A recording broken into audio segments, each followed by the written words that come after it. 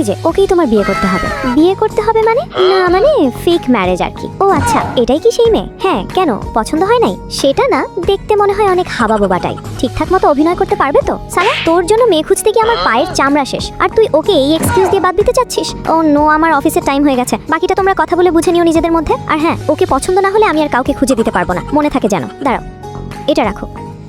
খুলো। কি খুলবো? আমি তো গাড়ির দরজা খুলতে বলছি, আমার দিকে আসছে কেন? ভয় পেলে নাকি?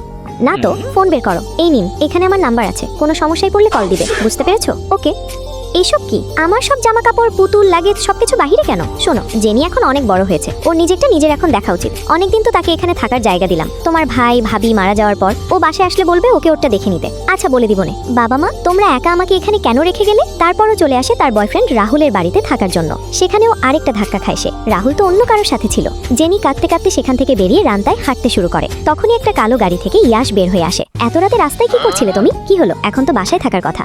আসলে আমাকে বাসা থেকে বের করে দিছে। আচ্ছা, বুঝতে পারছি। নাও, চোখ মুছে নাও, চলো আমার সাথে। বাহ বাহ বাহ, খুব ভালো করেছিস। এবার নাতিপতি কবে দেখবো? কি বলছেন এসব? আরে আরে, শান্ত হও। তুমি না অসুস্থ হয়ে হসপিটালে ভর্তি হয়েছিলে? ও বাবা গো, তাই তো। বুকের ব্যথাটা আবার বেড়ে গেল মনে হচ্ছে। দাদু ভাই, নাটক অনেক হয়েছে, এবার বন্ধ করো। ভিডিওটা ভালো লাগলে সাবস্ক্রাইব প্লিজ।